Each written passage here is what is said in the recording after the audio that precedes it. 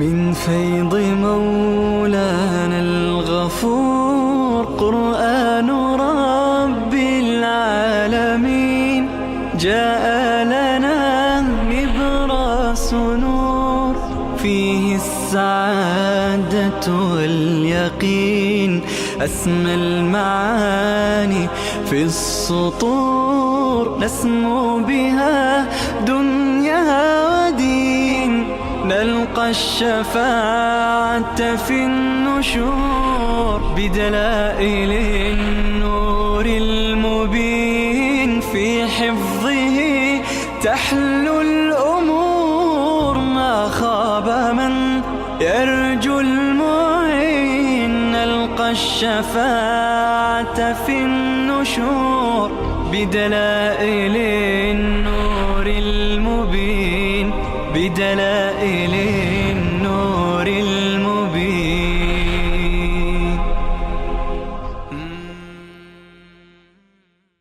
بسم الله الرحمن الرحيم. الحمد لله رب العالمين والعاقبة للمتقين والصلاة والسلام على سيدنا سيد الأنبياء وخاتم النبيين وعلى آله وأصحابه أجمعين. خب الله تعالی اینجا از این انبیاء خودش توصیف می فرماید اولئک الذین انعم الله علیهم من النبیین.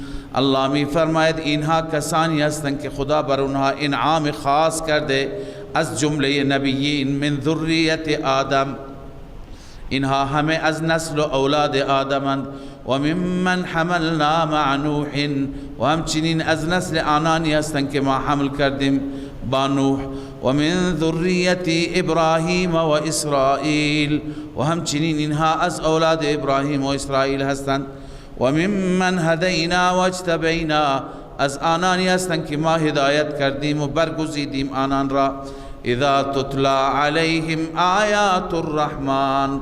الله می فرماید هرگاه بر آنان، این ویژگی انبیاء است، از غایت شکست نفسی، از غایت انکسار، هرگاه بر آنان آیات رحمان خوانده میشه خروا سجدا و بکیا، آنها به سجده می افتند در حالی که گریه می کنند، یعنی گریه کنان سجده می کنند، از الله می ترسند و عظمت رب را در دل دارند که گریه می کنند. اینها انبیاء من هستند، پیامبران من هستند. آیه سجده بود، بعدا سجده کنید. اما الله عزوجل می فرماید پشت سری این چه خلفی آمد، چه گروهی خلیفه شد که همه چیز را ضایع کردند. فخلف من بعدهم خلف، بعد از این انبیاء خلفی آمد، جانشینان نااهلی آمد، اضاعوا الصلاة، نماز را ضایع کردند، و اتبعوا الشهوات، و دنبال کردند شهوات را، خواهشات را، فسوف یلقون غیا. تخویف اخروی، ان قریب آنها مواجه می شوند با غی. غی یعنی جزاء الغی، تفسیر کبیر گفته جزای این گمراهیشان را در قیامت آنها خواهند دید. البته ترغیب توبه هست.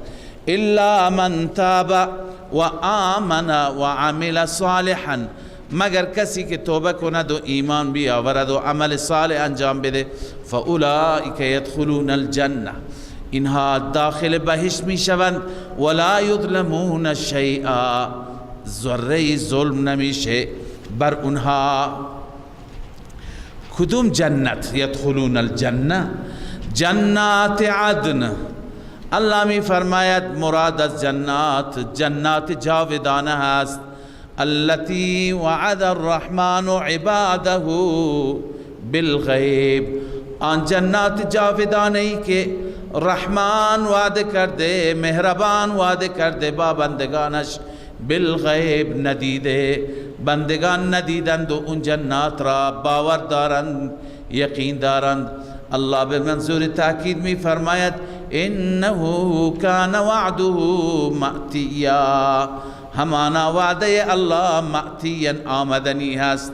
مأتی اسم مفعول است به معنی آتیا، می آید، آمدنی هست.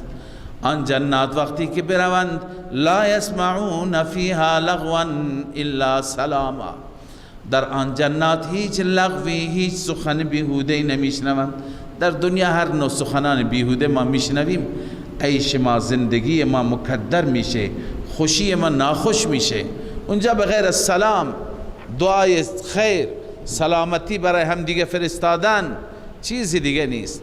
ولهم رزقهم فیها بکرة و عشیا، برای آنان رزقشان هست در آن بهشت بکرة و عشیا، صبح و شام همواره. اما این جنت برای چه کسانی هست؟ خدا به کی میده؟ الله می فرماید تلک الجنة التي نورث من عبادنا من کان تقیا. این جنت همین جنتی که ما وارث میگردانیم از بندگان خودمان، وارث اون جنت که به ارث از پدرشان آدم میبرند. برای کدوم وارثان است؟ من کان تقیا، اونهایی که با تقوا باشند. مفسرین نوشتن تقیا عن الشرک و الکفر، بترسند از کفر و شرک. بهتر است ما عامش بکنیم، بترسند از کفر، شرک و تمام گناهان و معاصی. هر کسی با تقوا باشد برای او هست بهشت. و ما نتنزل الا بامر ربک. این آیه شأن نزولی دارد و شأن نزولش اینه که فرشتگان، اولا مسئله این است که فرشتگان حتی از خود اختیاری ندارند، همانطور که انبیا ندارند. شأن نزولش اینه، روز رسول الله صلی الله علیه وسلم به جبرائیل گفت تو چرا دیر میایی؟ زودتر پیش ما نمیایی؟ همیشه تو را ببینیم. جبرائیل امین در جواب این آیه، در جواب آمد جبرائیل این آیه را گفت، یعنی از طرف خدا جواب داد. حاصل و خلاصه اینه که ما در اختیار خودمون نیستیم. ما را هر وقت خدا بگه ما میه. آیه اگر یادتون باشه خواندیم فالمدبرات امرا، امور را تدبیر میکنند و رتق و فتق میکنند، بالا و پایی میکنند. اونجا گفتیم که اهل شرک و خرافات استدلال میگیرند که فرشتگان پس مدبر هستند، از فرشتگان میشه استمداد کرد. اونجا گفتیم نه، فرشتگان مأمور به خدمتند، هر چی بهشون گفته بشه. هر کسی را بخواند اولاد بدند اینطور نیست، هر جا بخواند باران بدن اینطور نیست، هر کسی را بخواند بمیرانند موت بدن اونطور نیست. الله وقتی که دستور بده میره انجام میده، انجام مأمور به خدمتند، انجام میدن مأموریت را. از طرف خودشون هیچ کاری نمیتونه بکنه. حتی یک آمدن خشک و خالی پیش رسول الله هم فرشته که سید فرشته ها هست از طرف خودش نمیتونه بیاید سر بزند به محبوب خدا، چه برسد بقیه امور را که ما از فرشته ها اولاد بخواهیم، از فرشته ها رونق بازار بخواهیم. نخیر، اونها کاری نیستند. پس این نفی مختار کل است. و ما نتنزل الا بامر ربک، ما فرود نمی آییم، ما به زمین نمی آییم مگر به امر ربت. هر وقتی که الله دستور بده له ما بین ایدینا و ما خلفنا، له لا لنا، فقط برای الله است، نه برای این اختیار. ما بین ایدینا یعنی مستقبل ما، جلوی ما، و ما خلفنا و پشت سر ما یعنی زمان مستقبل ما، زمان ماضی ما، پشت سر ماضی که گذشته. و ما بین ذلك، ما بین این یعنی زمان حال، حال ما، ماضی ما، استقبال ما، همه و همه برای الله، در اختیار الله، ما نمی توانیم کاری بکنیم. و ما کان ربک نسیا، ربت فراموشکارم نیست، هیچ چیز را فراموش نمی کنه. کدام رب؟ رب السماوات والارض و ما بینهما، رب یعنی اون ربی که رب آسمان هاست و رب زمین هست و ما بین آنها هست. فاعبده، فقط او را عبادت کن. واصطبر لعبادته، و برای عبادت از خود استقامت نشان بده. هل تعلم له سمیه؟ آیا هم صفتی برای اون رب میبینی؟ سمی اونجا خواندی به معنی هم صفت. کسی که این صفات را داشته باشد، اگر کسی میبینی که این صفات را دارد، بیشک عبادتش کن. کسی که رب آسمان ها باشد، رب زمین باشد، رب همه چیز، همه اختیارات در دست او، چنین ربی نیست به غیر از رب العالمین، پس هم صفت ندارد. ويقول الإنسان أإذا ما مت لسوف أخرج حيا أولا يذكر الإنسان أنا خلقناه من قبل ولم يك شيئا فوربك لنحشرنهم والشياطين ثم لنحضرنهم حول جهنم جثيا. در آیات گذشته بحثی از آخرت بود و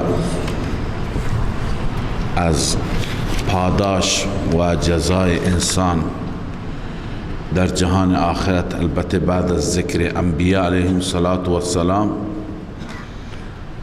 که بعد از ذکر انبیاء خواندیم فخلف من بعدهم خلف اضاعوا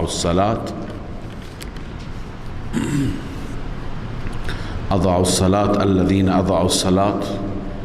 این مطلب را خواندیم که فسوف یلقون غیا، جزای غیشان را دریافت میکنند. الا من تاب و آمنه، برای اینان که توبه میکنند، عمل صالح انجام میدند. جنات عدن خواندیم، پاداش نیک خواندیم، بهشت برین خواندیم. و یقول الانسان اذا ما مت، اینجا زجر و توبیخ است بر انسان منکر، من انسانی که بعث بعد الموت را اصلا انکار می کند، اصلا قبول ندارد. و این انسان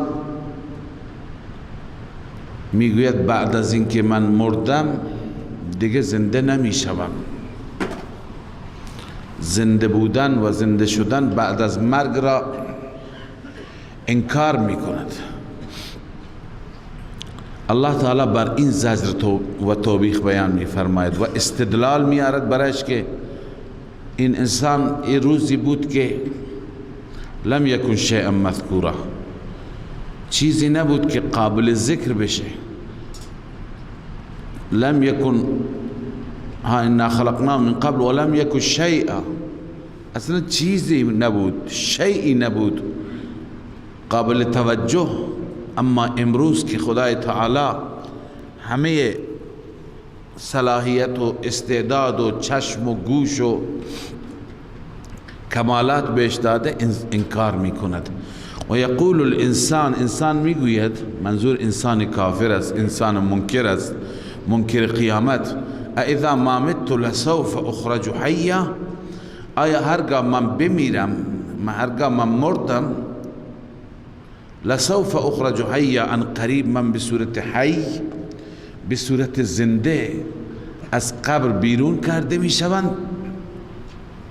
الله جواب میده اولا یذکر الانسان، آیا انسان یاد نمی آورد که انا خلقناه من قبل از این ما انسان را خلق کردیم، پیدا کردیم، ولم یک شیئا، شیئی نبود.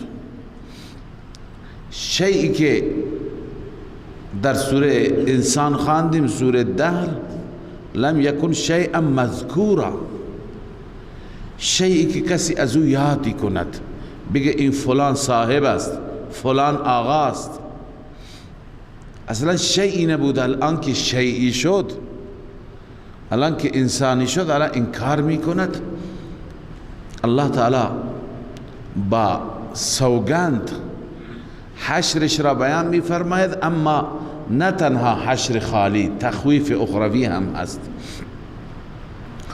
الله می فرماید فوربک لنحشرنهم والشیاطین، قسم به رب تو، سوگند به رب تو، لنحشرنهم، البته ما حتما آنها را حشر میکنیم، یعنی جمع میکنیم. بنویسید در موقف حساب، در موقف حساب جمعشان میکنیم.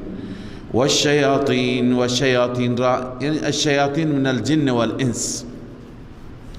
منظور اینه که در اون روز با اون کسانی که اونها را، کسانی که قرین اینها بودند، همدم و همراه اونها بودند، همه را جمع میکنیم. یا اینکه اون شیاطینی که اینها را گمراه کردند با اون شیاطین یک جا در زنجیر میبندیم و جمعشان میکنیم. تفسیر قرطبی نوشته والمعنى انهم یحشرون مع قرنائهم من الشیاطین.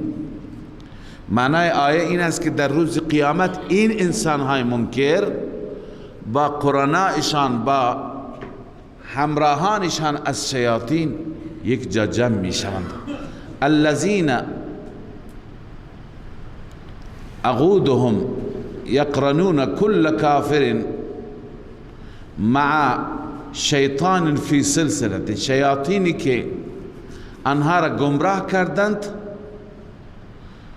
اغودهم گمراه تر از اینها بودند، یقرنون كل کافر مع شیطان فی سلسله، هر کافری با شیطانی در یک زنجیری همراه بسته میشه.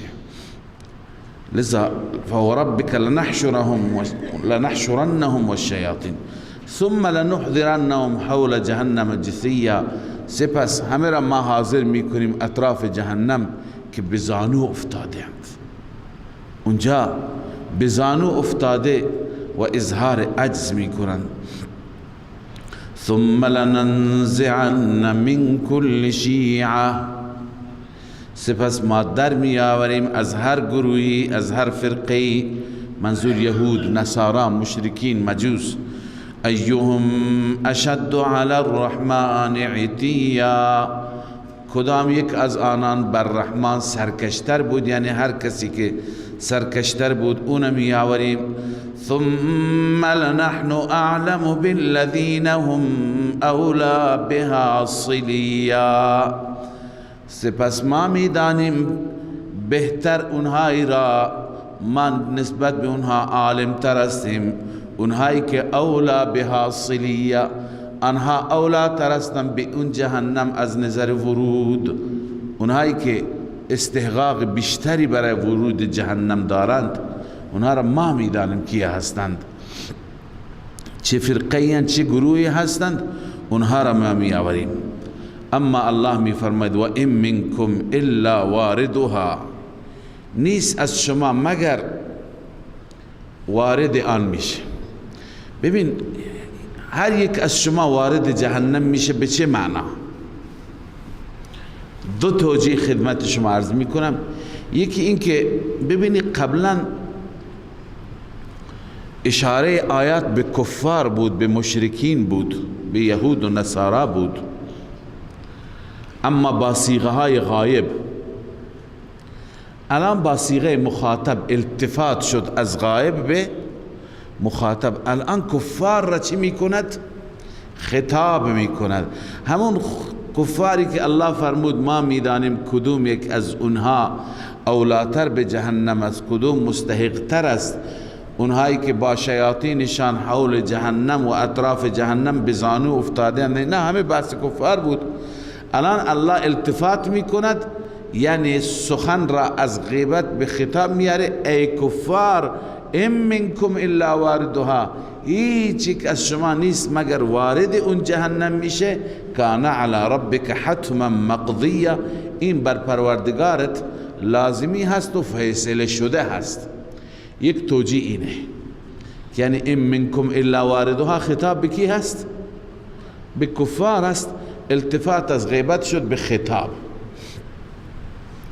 اما یک توجیه دیگری که بیشتر مفسرین کردند اون اینه که ام منکم تنها به کفار خطاب نیست، به هر مخاطب خطاب است. مسلمان و کفار همه را الله می فرماید هیچ یک از شما نیست مگر وارد جهنم میشه. چطور وارد جهنم میشه؟ مسلمان چرا وارد جهنم میشه؟ منظور از ورود اینجا دخول نیست، ورود یعنی مرور. منظور از ورود چی؟ المرور علیها، از جهنم مرور میکند. چون که هر انسان مؤمنی که به بهشت میرود هم مرورش از جهنم است، از پل صراط است. پل صراط بر جهنم قائم شده، یعنی این از اونجا گذر میکند، عبور میکند، جهنم را مشاهده میکند. چرا؟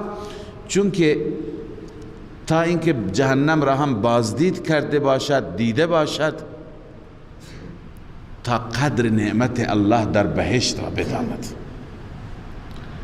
پس ام منکم الا واردها، حسن بصری رحمه الله، قتاده، اینها همه میگند منظور از ورود من غیر دخول است.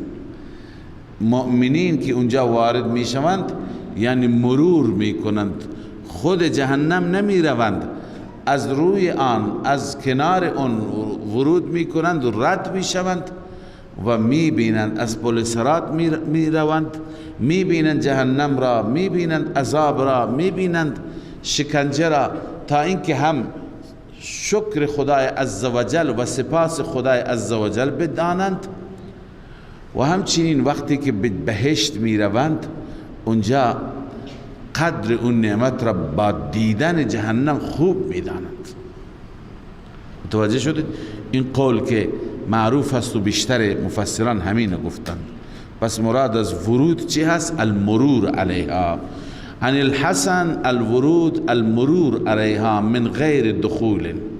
از حسن بصری هست که ورود یعنی مرور بر جهنم. و روی ذلك عن قتاده و ذلك المرود على الصراط الموضوع على متنها. اینکه ورود پیدا میکنیم یعنی مرور میکنیم بر پل صراط، که پل صراط کجا زده شده؟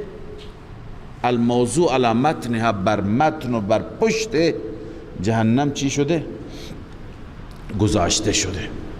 پس ورود به این معنی است، به معنی ورود است. الله می فرماید که هیچ یک از شما نیست مگر ورود وارد میشه آن را، یعنی از اونجا رد میشه، مرور میکند. کان علی ربک حتما مقضیا، بر پروردگار تو این حتمی هست و فیصله شده. ثم ننجی الذین اتقوا، الله می فرماید سپس ما نجات میدیم آنانی را که با تقوا بودند. و نذر الظالمین فیها جثیا، و ما میگذاریم ظالمین را در آن جهنم بزانو افتاده. ظالمین تفسیر جلاله نیست، از ظالمین بالشرک، مشرکان منظور است. و اذا تتلى عليهم آیاتنا بینات قال الذين كفروا ای الفریقین خیر مقاما و احسن ندیا. باز هم زجر بر کفار، توبیخ بر کفار. هرگاه آیات خدا تلاوت میشد اینها می گفتند که اگر در قیامتی باشد اونجا هم حال ما بهتر است. چرا؟ چون شما در همین دنیا نگاه بکنید، از نظر جا، از نظر عزت، از نظر همنشین، کدوم گروه بهتر؟ خب همونطور که در دنیا است در آخرت هم همینطوره. اونجا هم بهتر ما هستیم، چون که اینجا ما بهتریم، اونجا هم بهتر ما هستیم. اشتباه انسان بیچاره همینه که در دنیا اگر خدا بهش میده فکر میکنه که این نعمتی هست، این اکرام و اعزازی هست. من که در اینجا اکرام شدم اونجا هم قطعیه، اونجا هم اکرام میشم. الله می فرماید و اذا تتلى علیهم آیاتنا، هرگاه تلاوت میشه بر آنان آیات بینات و آیات واضحات، قال الذين كفروا کفار میگویند للذین آمنوا به مؤمنان ای الفریقین خیر مقاما کدام یک از دو گروه ما بهترند از نظر جایگاه، از نظر مقام، و احسن ندیا کدام یک بهتر است از نظر مجلس. ندی هم نشین را میگن، هم مجلس را میگن. الله تعالی پس ببینید اینها ملاک عزت چی را میدانند؟ دنیا، امکانات، همنشینان خوب، مال زیاد. الله تعالی بی ارزشی دنیا را بیان میفرماید که خیلی ها بودند از اینها بیشتر داشتند، بهتر داشتند، اما امروز اثری از اونها نیست. مطلب اینه که دنیا پیش خدا ارزشی ندارد. و کم اهلکنا قبلهم من قرن هم احسن اثاثا و رئیا. این جواب اول است، تخویف دنیوی است در این جواب. چقدرها را ما هلاک کردیم قبل از اینها، از قرون گذشته. هم احسن اثاثا، آنان بهتر بودن از نظر وسایل زندگی. اثاثا یعنی وسایل زندگی. رئیا یعنی از نظر خوشنمایی، از نظر دید. منظور اینه که در دید و در زیبایی ظاهری اونها خوشنماتر بودند، اونها قشنگتر و زیباتر بودند، تنومندتر، زیباتر از هر جهت. ولی کجا هستند الان؟ پس معلوم میشه که این دنیا، این امکانات، این زرق و برق، این باغها، این مالها، اینها ملاک برتری ایستند. قل من کان فی الضلالة فلیمدد له الرحمن مدا. الله می فرما هر کسی که در ضلالت هست، یعنی در شرک هست، فلیمدد له الرحمن مدا، پس مهلت بگیرد از رحمان، یعنی کش بدهد برای او رحمان. کش دادن به این معنی که او را نصرت کند، او را یاری کند، به او مهلت بده بیشتر زندگی کند. حتی اذا رأوا ما یوعدون، حتی وقتی که همین افراد میبینند عذابی را که وعده داده شدند. عذاب نه، مطلقا هر چیزی، اما العذاب و اما الساعه، یا اون عذاب که وعده داده شدند در دنیا، اون را وقتی که ببینند، فلیمدد له الرحمن مدا، اولا که کش بدند. این به معنی اینجا مهلت نیست، کش بدند اون ضلالت را، اون شرک را، یعنی ادامه بدند. خب بعد وقتی که ببینند یا عذاب خلاصه در دنیا برای اونها میاد یا قیامت برپا میشه، اون وقت میدانند، یعنی هر چی که خدا به اونها ادامه بده اونها را، که اونها شرکشون را ادامه بدن، هر چی خدا بیشتر به اونها زندگی بده، وقتی که ببینند فسیعلمون، میدانند من هو شر مکانا و اضعف جندا، چه کسی از نظر مکان، جایگاه بدتر بود و از نظر لشکر، از نظر جند ضعیفتر بود. یعنی اونجا به وقت عذاب میبینند که ما در موقعیت خوبی نبودیم. این که ما میگیم همنشین های ما زیاد هستند، احسن و ندیا هستیم، اینها به درد ما نمیخورند، اینها مشکل ما را حل نمی کنند. و یزید الله الذین اهتدوا، این تخویف برای کفار بود و این یکی تبشیر برای مؤمنین است. الله می فرماید می افزاید الله در آنانی که اهتدوا هدن، آنها هدایت شدند بر هدایت. والباقیات الصالحات خیر عند ربک ثوابا و خیر مردا. پس به این نتیجه می رسیم که در آخرت و در حالت اخروی اون صالحاتی که باقی می مانند، یعنی اعمال صالحی که برای انسان باقی می مانند، اونها بهترن نزد پروردگار از نظر پاداش و خیر مردا، بهترن از نظر سرانجام، از نظر عاقبت که به انسان برگردانده می شوند. اعمال بر انسان پاداش نوشته می شوند. افرأیت الذی کفر بآیاتنا وقال لأوتین مالا وولدا. الله تعالی اشاره میکنه به بعضی از کفار، به بعضی از سرکشان و متمردان که اونها بیشتر چی بودند؟ عرض کنم خدمت شما که با توجه به مال و متاعی داشتن بیشتر مغرور بودند، بیشتر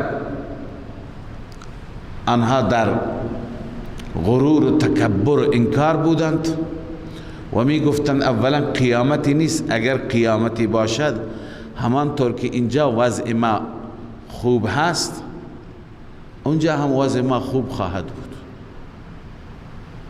چنانچه میگن این آیه در رابطه با یکی از سرکشان و متمردین هست که حضرت خباب ابن ارت رفت پیشش برای قرضی، برای وامی.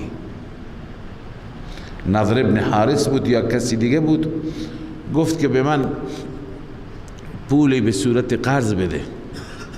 امید دانست که این ایمان آورده، گفت که تا اون زمان که به محمد کفر نکنی، انکار نکنی، بهت قرض نمیدم. اعتراف کن به کفر، بعد من بهت قرض میدم، مشکلت را حل میکنم. حضرت خباب ناراحت شد و گفت که قسم به خدا تا زمانی که گفت که من کفر نمی کنم حتی تو بمیری و زنده بشی. گفت که آیا من میمیرم و زنده میشم؟ گفت بله. خندید اون گفت که من اگر زنده بشم، اولا که زنده شدنی نیست، اگر زنده بشم اونجا هم همینطور که اینجا من وضعم از شما بهتر است، اونجا هم وضعم بهتر خواهد بود. الله تعالی بر علیه او این آیات را نازل فرمود و توبیخ فرمود. افرأیت الذی، الان برای هر کافری که این ادعا را بکند، چون همه مشرکان میگفتند که ولئن رددت الی ربی لاجدن خیرا منها منقلبا. اولا که وما اظن الساعه قائمه، میگفتند ما قیامت را فکر نکنیم که قائم بشه، برپا بشه، یعنی قیامتی نیست. اما اگر باشد ولئن رددت الی ربی لاجدن خیرا منقلبا، باشد در اون بازگشت حال من بهتر خواهد بود، همونطور که در اینجا حال من از مسلمانان بهتر است. الله می فرماید افرأیت الذی کفر بآیاتنا، آیا دیدی اون کافری، اون مشرکی که کفر کرد به آیات ما، و قال لأوتین مالا و ولدا، گفت حتما ما داده می شوم به صورت استهزاء، مال و ولد، مال و اولاد داده می شوند. اطلع الغیب، جواب زجر، آیا مطلع هست بر غیب؟ آیا از غیب خبر دارد؟ ام اتخذ عند الرحمن عهدا، یا نزد رحمان عهدی و پیمانی گرفته؟ کلا، این ردعی است، هرگز چنین نیست. سنکتب ما یقول، حتما ما می نویسیم آنچه که می گوید، و نمد له من العذاب مدا، و می کشیم برای او از عذاب کشیدنی، یعنی عذابش را طولانی می کنیم. و نرثه ما یقول و یأتینا فردا، و نرثه ما یقول، ما وارث آنچه میشیم که او میگوید، یعنی اون چیزی که اون میگوید اون برای ما میماند، در دست ما میماند به عنوان پرونده. او را جمع میکنیم، او را محفوظ میکنیم که او چه گفته. و یأتینا فردا، و پیش ما فرد می آید، تنها می آید. تنها می آید به چه معنی؟ یا اینکه این همه پارتی و افرادی که دور برش هستن هیچ که با او نیست، یا اینکه فردن تنها می آید به این معنی که در دنیا او می گفت هر وقتی من مشکلی داشته باشم خدایان هستن، معبودان، الله می فرماید بدون اونها می آید. یأتینا فردن من الاصنام و ما معهم، فرد و تنها از بتها و آنایی که با بودند و سایر المعبودان باطله من دون الله، از همه جدا می آید. واتخذوا من دون الله آلهة لیکونوا لهم عزا.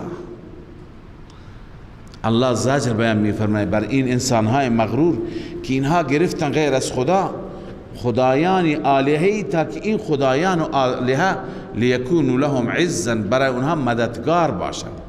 عز به معنی چی؟ مددگار.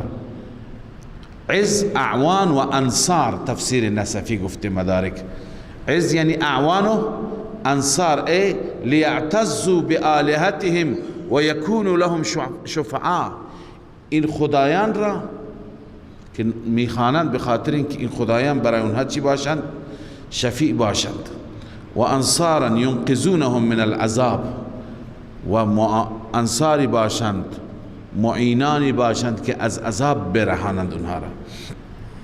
کلا، هرگز اینها نمیتونن برایشون عز باشند، برایشان مددگار باشند. سیکفرون بعبادتهم و یکونون علیهم ضده.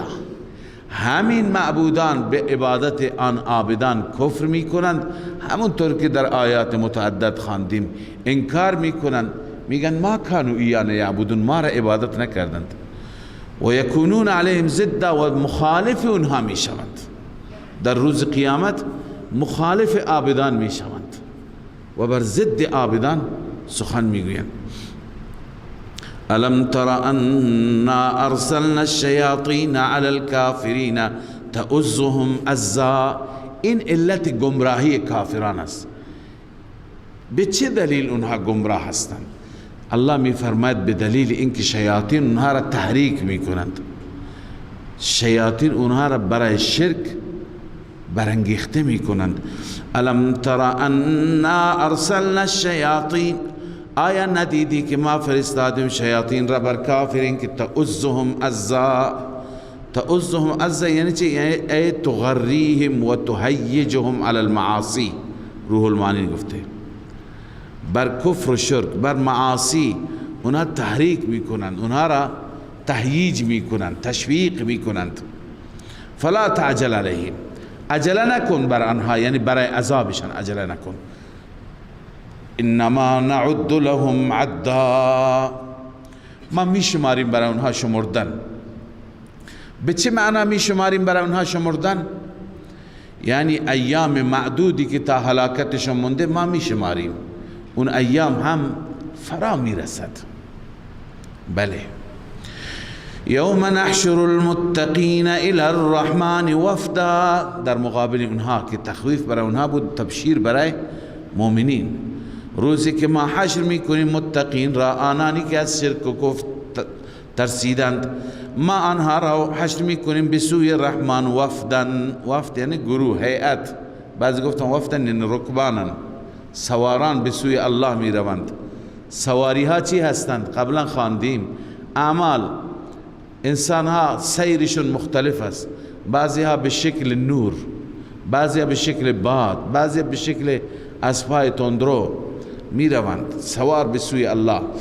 و نسوق المجرمین الى جهنم وردا. اما این تخویف اخروی، ما سوق میدیم جهنم، سوق میدیم مجرمان را به سوی جهنم که وردن. وردن بعضی گفتن مشاتن، این برعکس وفدن هست. وفدن یعنی سوار، وردن مشاتن پیاده. اونها پیاده به سوی جهنم برده میشوند. لا یملکون الشفاعة الا من اتخذ عند الرحمن عهدا. مالک شفاعت نمی شود مگر کسی که نزد رحمان عهدی گرفته. عهدی گرفته یعنی چه؟ حضرت ابن عباس میگه مراد از عهد یعنی لا اله الا الله. منظور هیچ کسی مالک شفاعت نمیشه مگر موحد، کسی که با رحمان عهدی گرفته. اما اینها نه، اینها شرک میکنند، کفر میکنند، شکوه بر اینهاست. و قالوا اتخذ الرحمن ولدا، اونها میگن رحمان ولد و فرزند برای خودش انتخاب کرده.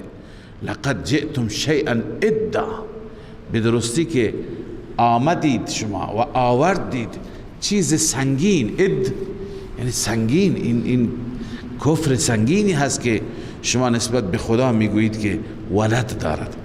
چنان سنگین است این که تکاد السماوات یتفطرن منه، نزدیک از آسمان یتفطرن بشکافت از آن، و تنشق الارض و زمین شکاف بشه، و تخر الجبال هدا و بیفتد کوها حدا. این مفعول مطلق برای تخرو هست.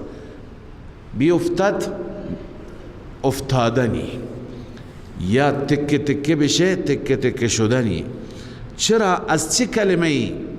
ان دعوا للرحمن ولدا، ان دعوا با مقدر است، بسبب اینکه آنها برای رحمان فرزند ادعا کردند، در حالی که و ما ینبغی للرحمن ان یتخذ ولدا، مناسب نیست، سزاوار نیست برای رحمان اینکه فرزند بگیرد. ان كل من في السماوات والارض الا آتی الرحمن عبدا، الله می فرماید که نیز هر یکی در آسمان ها و زمین مگر پیش رحمان به عنوان عبد و به عنوان بنده می آید. لقد احصاهم و عدهم عدا، الله همه آنها را احاطه کرده و شمرده آنها را شمردنی، یعنی همه آنها در علم الله هستند، الله محیط به همه آنهاست. و کلهم آتیه یوم القیامت فردا، الله می فرماید همه آنها می آیند در محضر رب العالمین در روز قیامت فردن، تنها، یعنی هیچ یکی با پارتی نمیتونه بیاد، هیچ عابدی با معبود نمیاد. روح المانی نوشته کل من اهل السماوات والارض، همه اهل آسمان و زمین، العابدین والمعبودین، اونایی که عابد بودند، اونایی که معبود بودند. آتیه عز وجل منفردا عن الاخر، پیش خدا میاند از دیگران چی؟ تنها، منفرد. فینفرد العابدون عن الالهه التي زعموها انها انصار، عابدان منفرد از خدایان می آیند، اون خدایانی که می پنداشتن انصار ما هستند و شفعای ما هستند. والمعبودون عن الاتباع الذين عبدوهم، همچنین معبودان جدا از اتباعی که عبادت کردن می آیند. هر یک جدا تک و تنها می آید، هیچ پارتی ندارد، هیچ همراهی ندارد. الله می فرماید در محضر ما به این صورت می آیند. اما مجده برای مؤمنان، ان الذين آمنوا وعملوا الصالحات، بدون شک کسانی که ایمان آوردند و عمل صالح انجام دادند، سیجعل لهم الرحمن ودا، رحمان برای آنان میگرداند دوستی، یعنی به برکت این اعمال و عمل صالح، به برکت این ایمان آنها دوست الله میشوند. دوست الله علاوه از نعم مذکوره بنویس، غیر از این نعمتایی که خدا بهشون میده دوستی برقرار میشه. فانما یسرناه، خب ببینید انجام کفار هم گفته شد، نتیجه مؤمنین هم گفته شد. در آخر ترغیب به قرآن است. این مطالب نغز و مطالب زیبا از کجا؟ از همین قرآن. فانما یسرناه بلسانک، جزی نیست ما این کلام را، این قرآن را آسان کردیم به زبانت. چرا؟ لتبشر به المتقین، حکمت اول، تا به وسیله این قرآن مجده بده متقیان را، خوشخبرید بده متقیان را. و حکمت دوم، و تنذر به قوم لدا، بترسانی به وسیله همین قرآن قوم لد را. لد یعنی بحث کننده، جدل کننده، اونی که همش درگیر میشه، اون را میگن لد، الد الخصام. لذا اونها را بترسانی. و کم اهلکنا قبلهم من قرن، در آخر الله تعالی تخویف دنیاوی بیان می فرماید کسانی که قبل از اینها بودند ما هلاک کردیم کجا هستند؟ صدای از اونها میشنوی؟ آیا پچی حتی از اونها الان احساس میکنی؟ هیچ، همه رفتند، همه در دربار الله حاضر شدند برای حساب، برای کتاب، برای جوابدهی. اینها هم همونطور میشند. و کم اهلکنا قبلهم من قرن، الله می فرماید چقدرها را ما هلاک کردیم من قرن، از قرنهای متوادی، از قرنهای گذشته. هل تحس منهم من احد، آیا از آنان کسی را احساس میکنی، یعنی میبینی؟ او تسمع لهم رکزا، یا اینکه صدای خفیفی هم میشنوی؟ صدای پست و پایینی، رکس میگن پچ به اصطلاح، صدای آهسته، صدای آهسته هم میشنوی؟ هیچ اثری از اونها نیست، حتی صدای کوچکی هم از اونها مشاهده نمیشه. صدق الله العظیم. من فيض مولانا الغفور قرآن رب العالمين جاء لنا نبراس نور فيه السعادة واليقين أسمى المعاني في السطور نسمو بها دنيا ودين نلقى الشفاعة في النشور بدلائل النور المبين في حفظه تحلو الأمور ما خاب من يرجو المعين نلقى الشفاعة في النشور بدلائل النور المبين بدلائل